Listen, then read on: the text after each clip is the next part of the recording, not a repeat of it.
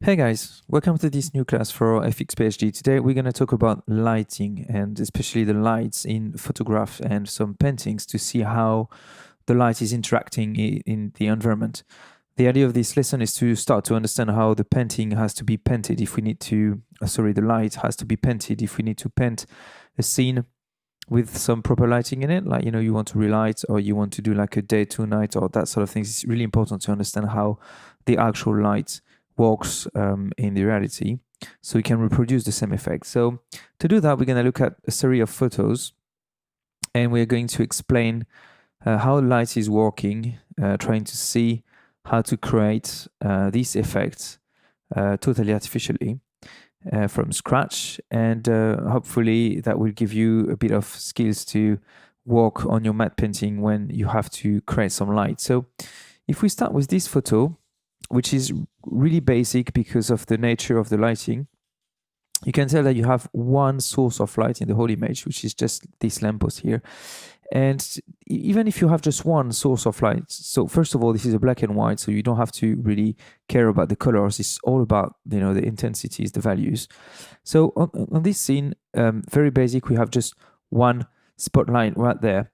And if you look at it, what is really interesting is already to see just around this lamppost here what the light is doing. So you have the bulb, obviously, which is really high, in terms of value, and even creates a bit of a halo here. And straight away, you have very strong shadows that follow this. You have this, which is quite dark. This section, you have this section here, which is quite dark. All the lines here, very backlit in the shadow here with just a little bit of here you have a bit of speck, and that's dark. So obviously this light is quite intense, so you could say, right, so my scene is actually lit by a very intense source of light, so it means that everything is going to be quite hard in terms of lighting, which is why you have these long shadows there on the stairs, and these highlights there or here. But actually, if you look at the rest of the image, it's not necessarily the case. And that's why I think it's interesting to look at these sort of things. The whole street here, actually, all this section there, including the pavement, is relatively in a diffuse light this time. Like, it's not, you don't have like a major contrast to play with. It's relatively, you can feel the fall off of this point light, if you want, across this scene. And actually these elements, which are a bit closer, are going to have the strong shadows. So the proximity of the elements to the source light is really important. As well, on this photograph, you can see that these faces here are in the shadow because of the position of the light in space. That is something which is quite interesting to notice as well, because if you had to take this image done in a totally diffuse lighting, where you don't have any strong shadows and stuff, like overcast type of thing, you would have to create artificially these sort of shadows because the light is coming from under it. So that is also something which is quite interesting to notice here. It's how you are not just grading the lighting which is already in your scene. You literally have, if you want to create a lighting, to position the source and to create the shadows and the highlights depending on the position of this light, which is basic. Obviously, everyone would think about it, but when you want to do it, it's actually not that basic anymore because it's completely artificial for you. You have to consider that, okay, if my light is, if this is my plan here, you see, perpendicular here, if my light is at this level, it means that this is going to be above it, so, or here, so this is going to be in the light, but this is going to be in the shadow, this is going to be in the light, this is going to be in the shadow, etc. So you have to make really this study of your environment, and then all the shadows, as have to, have to follow like the perspective. So, you have to note where the source is coming from and what actually creates the shadows. Um, as you can tell, you have another series of shadow here, so you probably have another source of light somewhere around here. So really looking at your image is something which is going to be really important, so you can work on it. Defining the position of your light source is going to be very important because that's what's going to make it looking correctly. And as you can see here, you can have with just one source of light, something which is going to be relatively diffused, not too hard, and some elements of it which are going to be more hard, with this sort of, cable here, which is taking the light quite strongly and generating some shadows quite neat, or all these stairs that are really backlit here. So that's quite interesting to check that first. The second image I wanted to look at is this one, because it's basically the same sort of setup. So you still have like this very intense light, because obviously we pose the photograph to have something which is decent here. So because we don't want it to be too dark, and obviously this is a night shot, we had to expose the shot for that sort of lighting, which is quite low. So obviously the high are really, really high, but so you can see that it's a very strong light, and you can really analyze how the light is working here and how in the shadow still this is there, which is due to the fact that you have like the lead, if you're on the top of the line here, like it's not open on the top, it's covered by something. So that's quite interesting to focus on the where the light is bouncing. So here you can tell, okay, I've got my light here, and so I've got this shadow here, because these lights are the sort of, you have something here, but you have like it's like that. So the light is gonna go from all that direction, but it's not gonna be able to go from the top. So that's why you have this shadow here. So you can tell that you can see very hard lines here, there, like nice specks, how it takes the steps here. So that's quite interesting. And then you can see, all right, actually this is really in the shadow as well. This is really dark. So you really have a very strong contrast here. You have shadow here because of the nature of the lamppost itself, the lamp. Then you have a shadow here, probably because of the shadow itself of the system here, and you can tell you have the same here. And then very quickly the fall off is actually really quick, and you can tell that here you don't receive light anymore, as here you don't receive light anymore. So you are quite quickly in the shadow here. But again, this section here is not very contrasty anymore. It's more like in like a ball of light, it's more, so it's because obviously you're going to have the light going there with some sort of a fall off, which gives something which is not too strong. It's also probably mixing different source of light, so it removes a little bit the shadow that you would have here. Now we are quite dark because the light is not entering in this section. Big shadow here, intensity of light there, probably coming from these two. So the way the light is defining the contour of the environment, like the geometry, is really fascinating. You can tell that you have like a very small edge here, which is quite bright, and then that creates a shadow here.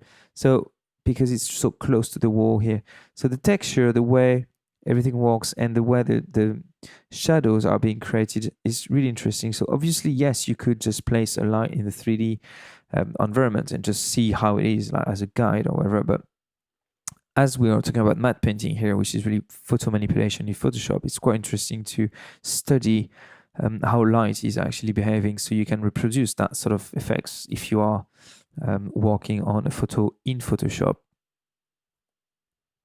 So sorry. So you also can notice here a difference of color. So that's quite interesting as well, because obviously we have different sort of lights, and some lights are gonna create some warm colors, where some other lights are gonna create more cooler color. So obviously here we are really in a blue type of tone, where here we're more in a orange, reddish orange type of tone. So it's also interesting when you bring the color back to think about mixing the different colors of the lights, and we're going to talk about this later in another one. But that's also a good example because you can tell that the textures and the colors are really not the same. So if you look on this side, it's really orange, and you have this bricks type of texture, so you don't really have a lot of specks on that. It's speculars on that. It's more just you can feel a little bit of bump somewhere. Here it's a completely different sort of material here. So it's blue first of all because of the nature of the light, but also you have nice speculars here because of the nature of this material here. So again, when you're going to paint the light, when you're going to create the light in a matte painting, it's really important to analyze the material that you are dealing with, because the light is not going to react the same way depending on where you are. So that is quite interesting to check that. And yeah, in terms of shadows, it's quite cool to see how you can also incorporate into a painting some shadows created by a light which is outside of it. That's the case of this here. This shadow is obviously the shadow of this element there, but the light is probably somewhere around here. So the light is out of this frame, but you still can play with the lighting even if the light itself is out of the frame. So that is quite interesting to consider that as well, because that can be quite useful to add a bit of something that feels natural into your painting. Let's move on the third image. This one, which is sorry for the quality, but I think it's quite interesting because it also really makes a lot of things. Let me just close my browser so it doesn't happen again. So here we've got a lot of very interesting things. We have, again, very intense source of light, very, very bright, with the very dark pole under it, just because the light obviously doesn't light straight under it. You can see how this light is influencing the environment here. With both type of material, like wet material where you have lots of speculars here on these rocks or on the floor, which reveal the texture of the floor. Where you're not wet, then it's dry here. You don't see as much as this displacement here because it's just dry. So it's going to be more, again, like in a kind of ambient type of light. Here you have like the brick again, so you can really see that some sort of a bumpy type of things. Bit of light interacting with the tree, so that's also quite interesting because you can create a bit of volume. But as you compare here in this tree doesn't catch the light. You have different sort of lighting here. You have this whole house which seems to be very lit with this lamppost, and this one which is really in the shadow, or this in the shadow as well. So you've got the impression that this lamppost has a bigger intensity than these ones who are like focusing their intensity around this section, but actually it's because also you have different stories here. So the fall off is abrupt, like it's really bright. So if you consider this three, it's going to be really bright around them, like here and there, and straight after that, just because you just escape this zone of influence of the light, it's going to be relatively dark. So again, we really want to make sure that we understand the fall off of the lamp.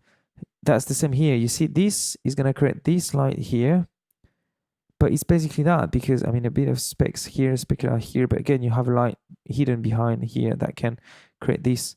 Obviously, you have one here which creates these shadows here. So you have a lamp here. This one is really going to focus on this section there. So again, it's not going very far. So if you wanted to have everything lit, you would have to put a lot of lampposts, which is actually the case here because you have quite a few here if you count. So the sky is also quite interesting because you can see that you have, in this specific photograph, you have a lot of light here, which is the result of the light in the city that you see in the sky, probably because it's a hazy day or night. So you capture the light from the city, and then you have the fall off and this sort of ramp from the bright to the more darker section of the sky here. So again, the light is not something which is applied everywhere in the same way. It's not just something that you grade. You really definitely have to focus on each element and material, and is it wet, is it dry, and replicate how the light would behave. It's really all about placing one light at a very specific position or a set of light, and really focus on trying to understand how, before painting it, how these lights or this light would affect the environment, depending on the position, depending on the time of the day, depending on if this is wet, dry, if you have some stone, rocks, metallic surface, brick, plastic, this sort of thing. So that's it. If you look at this section, I quite like it as well, because you have a lot of light here. It's quite bright in that part because of this light there and the one which is hidden here. You have also quite nice contrast with these small poles and the shadows that are created by a light again, which is outside. Is probably going to be around there. So it's also quite complex. You're mixing some in frame lights and lights which are out. You also have these very tiny small lights that you have on this, which is quite nice touch as well. So again, nice, interesting image. A lot of shadows, different type of shadows, different directions for the shadows. Very localized influence of the light, which are really bright in an image, which is quite contrasty. Is really nice. This one is also an image that I really like, because it also explains you how important the light is to define even what you see. If you look at this section, for example, if it was not because these billboards have been lit, you would literally not see them. You cannot see anything in this section at all. Like this whole sky, or maybe not, is completely dark because you don't have any light to show anything which is happening there. So maybe you have a house here or a building, but you don't see it because it's not in the light. So it's probably not the case, because you would have some light inside the buildings. So it's probably more a question of, being like maybe a landscape, maybe you have some distant mountains, maybe it's literally just a night.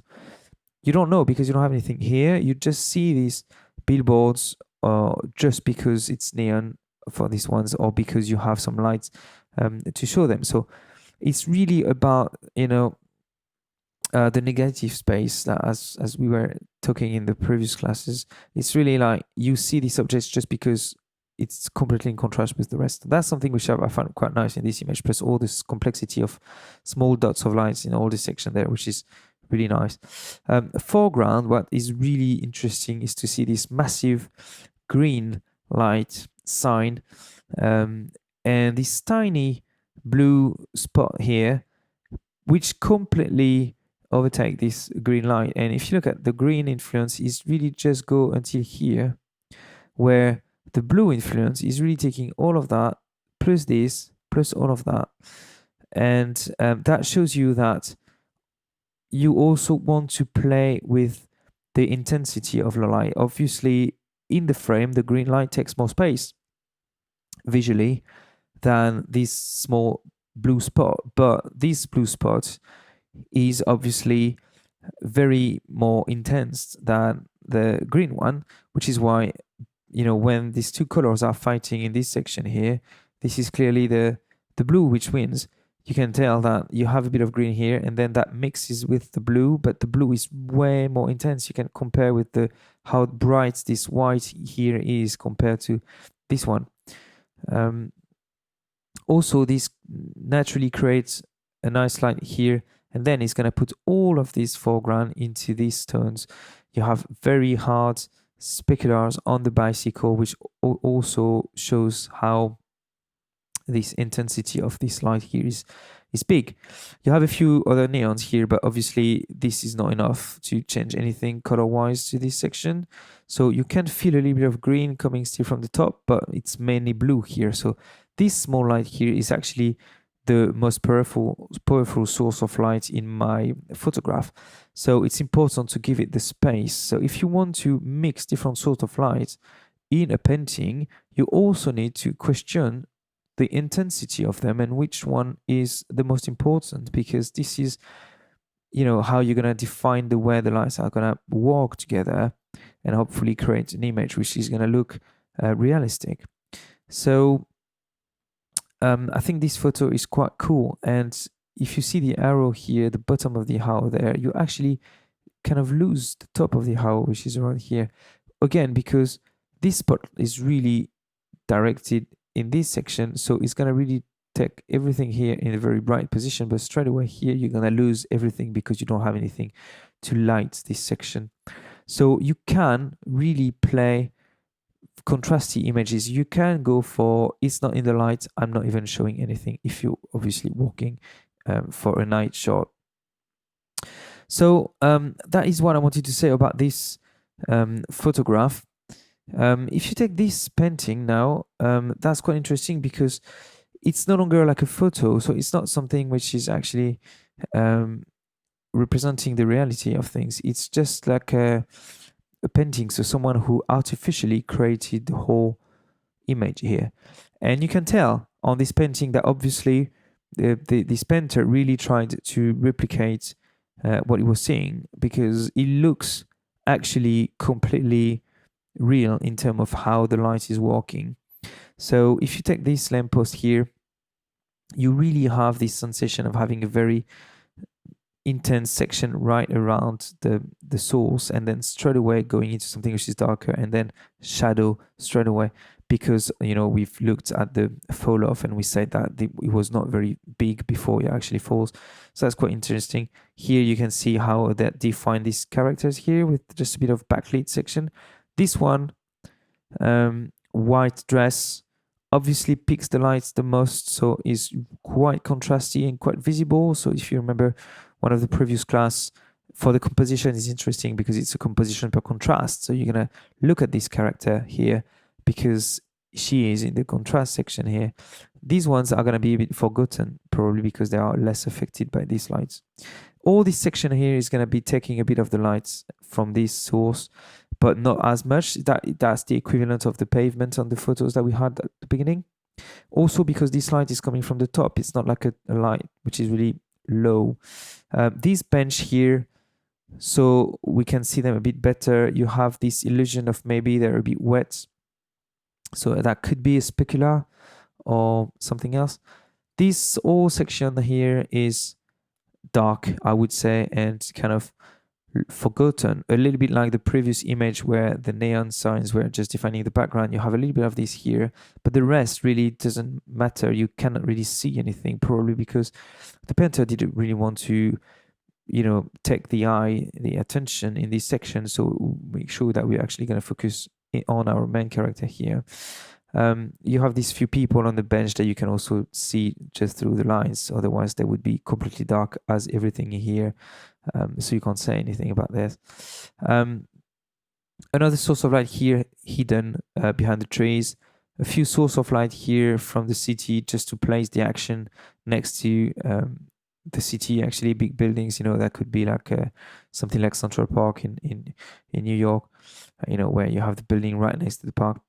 And this is quite interesting here because now you have one source of light here and another source of light, obviously, which is going to be outside around here. And the way this source of light is interacting with the steps here or here indicates that these lights are pretty much on the floor. So it's lower source of light where you can really express something relatively intense on the ground level. So that's quite nice. And because you have a bit of light here, per contrast, you can put these two characters here, which are going to be existing just by, again, negative space. They're dark onto something which is brighter, so you see them. This character is going to be defined by being backlit, so a little bit of contour here, a little bit of something here. And that's how you're going to compose your image and travel. Here, I really like that things because you can see the source of light being hidden by something else. It's something, and then you can tell that the light is diffusing a bit here. So it's quite nice, and a little bit of highlight on this, and that's it. And nothing here, just a little bit of light in the background. You can't even tell really what it is, and their reflections just to justify that here you have some water, like a lake or a pond or whatever. But that's how this light here has been designed. So again, you can take the time to analyze these images because that really gives you a good understanding on how you need to approach that problem when you want to create an image where you have to paint the light, is really interesting and important to really take the time to justify why you were painting the light that way. It's not just, you know, taking the exposure down and revealing a few brush on a mask to bring back the light on it. It's a bit more complex than that. It's really a question of position and drop off, fall off. That's, you know, the contrast, height of the light, if it's on the floor or if it's on the top of a lamppost or that sort of thing. So last example is oh no, sorry, I've got two actually. This one is also really interesting because it feels relatively natural as well. You have this moon behind the clouds, and you have all this city which is backlit, but not completely, because obviously you have a bit of fill light here. You have this very strong reflection here, and then you have just a small fire. So this image probably would be better if you were grading everything down, because obviously here the exposure feels a bit wrong. So if I was doing something like that, that would probably be more the truth. If I was taking a photo of this environment, that would probably be a bit more the truth. And if you look at this actually feels really natural, because you have this sort of, you know, moon which is so intense that it actually light the sky a little bit, but not enough to actually really have a lot of details everywhere. So the environment appears to be backlit because the moon is behind, and you kind of, you know, expose. If you were taking a photograph, you are exposing for the sky. So as this is bright, this becomes underexposed. So that's why it's gonna be dark. But you still have like the fires, the small fires everywhere here as well, which are quite interesting and doesn't, you know, create a lot of light around. It's really localized because that's how the light from a fire works anyway.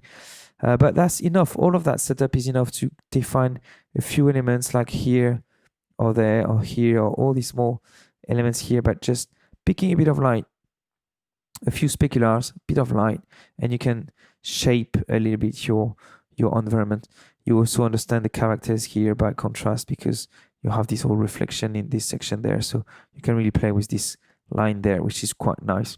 So I think this painting is also really interesting if you want to talk about the lighting in and how to create it from scratch.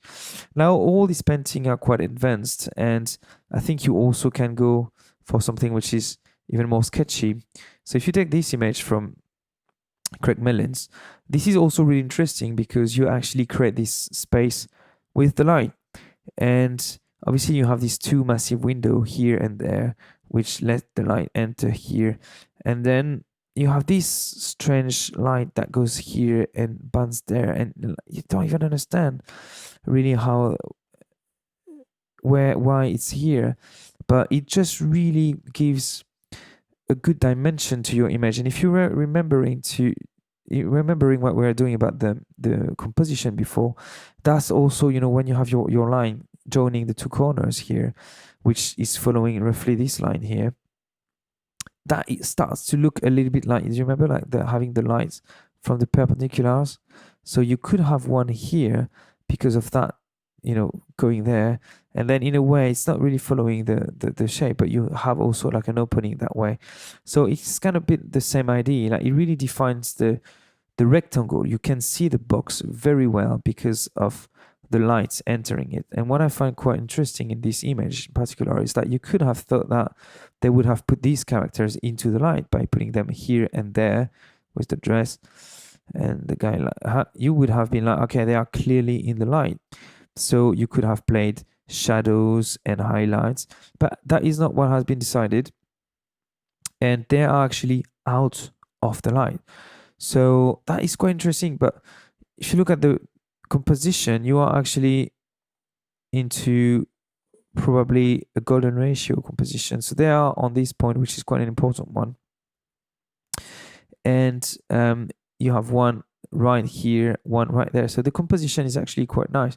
So maybe you could have put the light towards them and create this angle instead of having the other one. Like, we could have lost this one and that one, but again, that would not have worked really well because you would have put them into this light.